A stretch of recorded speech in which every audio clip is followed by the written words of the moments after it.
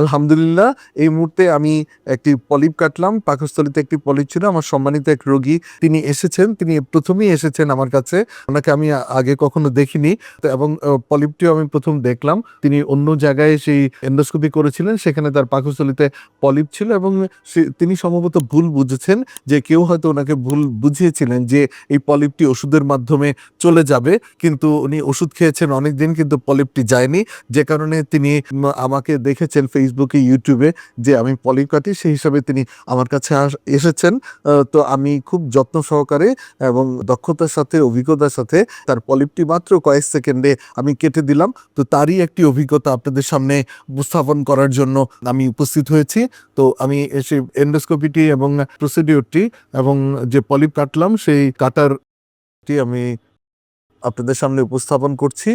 আপনারা দেখতে পাচ্ছেন আমি এখন এন্ডোস্কোপ যন্ত্রটি তার মুখগহ্বরে খাদ্যনালীতে প্রবেশ করিয়েছি। খাদ্যনালীর নিচের অংশে রয়েছি। এরপরে চলে যাব তার বডিতে, পাকস্থলীর বডিতে। এরপরে চলে গেলাম পাকস্থলীর অ্যান্ট্রামে।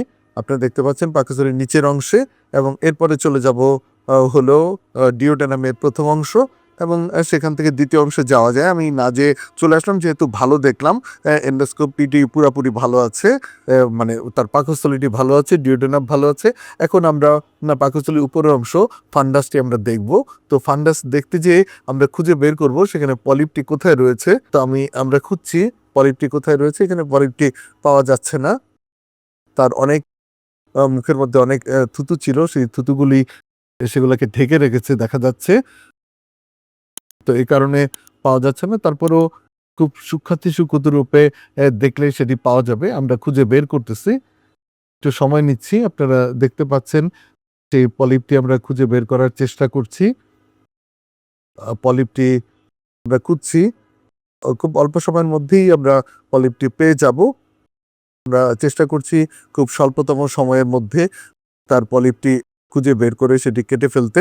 আসলে পলিপ পেলে পরে সেটি যদি লোকেট করা যায়, এখানেই পলিপটি পাওয়া গেল। না, লোকেট করতে পারলে যদি ঠিকমতো ধরা যায় তাহলে কাটতে কয়েক সেকেন্ড মাত্র সময় লাগে। তারই প্রমাণ আছে আপনারা পাবেন যে পলিপটি আসলে কোথায় রয়েছে এবং সেটা স্নেয়ার দিয়ে ঠিকমতো ধরা যাচ্ছে কিনা, এটি হলো মূল বিষয়। তো আমরা এখন পাকস্থলীর উপরি অংশ থেকে আমরা সেই পলিপটি দেখার চেষ্টা করব। আপনারা দেখতে পাচ্ছেন আমরা ফান্ডাস এবং উপরি অংশটি খুব ভালোভাবে আমরা দেখছি যে কোথায় পলিপটি রয়েছে। এখন খাদ্যনালীর নিচের অংশে চলে এসেছি। আবার আমরা পাকস্থলীতে ঢোকার চেষ্টা করব এবং দেখব পলিপটি আসলে কোথায় রয়েছে।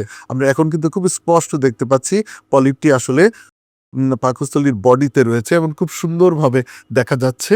এখন আমরা এন্ডোস্কোপ যন্ত্রের মধ্য দিয়ে স্নেয়ার যন্ত্রটি, পলিপেক্টমি স্নেয়ারটি আমরা প্রবেশ করাবো এবং ধরে ফেলবো। আপনারা দেখবেন ধরার সাথে সাথে কিন্তু যদি দক্ষতা থাকে, অভিজ্ঞতা থাকে, তাহলে খুব অল্প সময়ের মধ্যে পলিপটি ধরা যাবে এবং কেটে ফেলা যাবে। আপনারা দেখবেন আমরা মাত্র নেয়ারটি প্রবেশ করালাম এবং পলিপটি ধরার চেষ্টা করছি।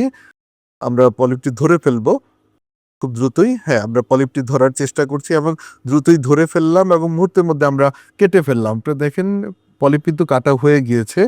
কয়েক সেকেন্ডও লাগেনি, মানে কয়েক সেকেন্ড। আপনারা দেখবেন পলিপটি কাটা হয়ে গেছে এবং কাটা অংশটি পড়ে রয়েছে এবং সম্পূর্ণ রক্তপাতহীনভাবে এক ফোঁটা রক্তও কিন্তু পড়েনি। সাদা অংশ যেখানে লাগানো ছিল সেখানে সাদা অংশ, আর পলিপটি আমরা কেটে ফেলেছি, স্নেয়ারের মাথায় লেগে আছে।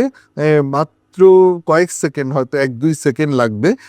আমরা কাজটি সম্পন্ন করে ফেললাম। পলিপটি পড়ে রয়েছে। আমরা এখন স্নেয়ার যন্ত্রটি বের করে নিয়ে আসবো এবং আমরা এন্ডোস্কোপ যন্ত্রটি আমরা পাকস্থলী থেকে বের করে নিয়ে আসবো। আমাদের কাজ শেষ। রোগী এখন স্বাভাবিক খাবার খেতে পারবেন এবং বাসায় চলে যেতে পারবেন হাসি মুখে এবং স্বাভাবিক জীবনযাপন করতে পারবেন।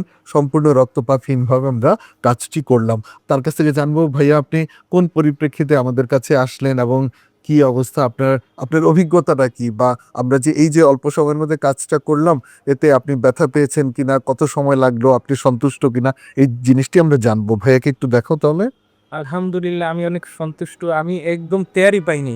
স্যার আমাকে এমনভাবে রিমুভ করেছে, আমি কোনো ব্যথাই পাইনি। আলহামদুলিল্লাহ, স্যারকে আল্লাহ দীর্ঘজীবী করুক, হায়াত দারাজ করুক। আমি তার জন্য দোয়া করি যেন এরকম মানুষের সেবায় সবসময় নিয়োজিত থাকে। আল্লাহ তার হায়াত দারাজ করুক। আমি অনেক খুশি আছি আল্লাহ আমার এই পলিপটা রিমুভ করেছে ওনার ধারায়, ওনাকে আল্লাহ দীর্ঘজীবী করুক। আসসালামু আলাইকুম। অনেক ধন্যবাদ ভাইয়া আপনাকে। আপনার বাড়ি কোথায় ভাইয়া? আমার বাড়ি বরিশাল। বরিশাল কোথায়? বরিশাল পিরোজপুরে, আমি থাকি আবুধাবিতে। ও আচ্ছা, পিরোজপুর। ওটা সেটা তো বরিশাল না। পিরোজপুর কোন থানা? ও পিরোজপুর থানায়, ও সদর থানা। সাইদি সাহেবের ওই এলাকার। ও আচ্ছা, এটা তো নাজিরপুর না? নাজিরপুর। নাজিরপুর, হ্যাঁ। আপনাদের পিরোজপুর থেকে অনেক রোগী আসে। আমার রোগীরা আসতে আসতে আমার আসে যে এই জন্য আমার সে পিরোজপুরের প্রতিটা উপজেলার নাম আমার মুখস্থ হয়ে গেছে।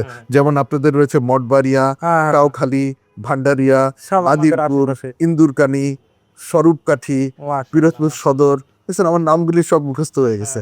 আর পিরোজপুরের মানুষ বেশ ভালো এবং বিনয়ী। আর ওইখানে মনে হয় প্রায় অর্ধেক সংখ্যক মানুষ হিন্দু মনে হয়। হিন্দু মুসলমান হ্যাঁ, সব। এবং অনেকে শিক্ষক আছে ওখানে অনেক বেশি, তাই না? আমি একবার ফ্রি রুগী দেখতে আপনাদের পিরোজপুরে গিয়েছিলাম গত 2024 সালের মার্চ মাসে সম্ভবত। সেখানে আপনাদের মহিলা কলেজ মোড়ে নিউ অ্যাপোলো ডায়াগনোসিস সেন্টারে, সেখানে যে আমি ফ্রি রুগী দেখে এসেছিলাম। তখন রমজান মাস ছিল, সারাদিন আমি ছিলাম। সকাল 9টা থেকে শুরু করলাম, রাত্রে 12টা 12:30টার সময় আমার রোগী দেখা সম্পন্ন হয়েছিল। অনেক মানুষ এসেছিলেন, তার মধ্যে আমি দেখেছি প্রায় অর্ধেক সংখ্যক মানুষ হিন্দু, ও হ্যাঁ, বেশি হিন্দু সম্প্রদায়ের লোক। এবং তারা খুবই ভদ্র এবং বিনয়ী এবং খুব কম উচ্চ আশার লোকজন না, এবং সবাই দেখলাম খুব ভালো মনের মানুষ তারা এসেছিলেন। এবং অনেক শিক্ষক এসেছিলেন আমার কাছে, শিক্ষক, চাকরিজীবী, এ ধরনের লোকরা এসেছিলেন। তো ঠিক আছে ভাইয়া, সুপ্রিয় ভাই বোনেরা, আপনারা জানলেন আমার সম্মানিত রোগীর অভিজ্ঞতাটা নিলেন। ওনার জন্য আপনারা দোয়া করবেন যেন তিনি আরোগ্য লাভ করেন এবং একই সঙ্গে আমাদের জন্য দোয়া করবেন। সবাই ভালো থাকবেন। সবার কাছে দোয়ার চেয়ে আজকের মতো বিদায় নিচ্ছি। আল্লাহ হাফেজ।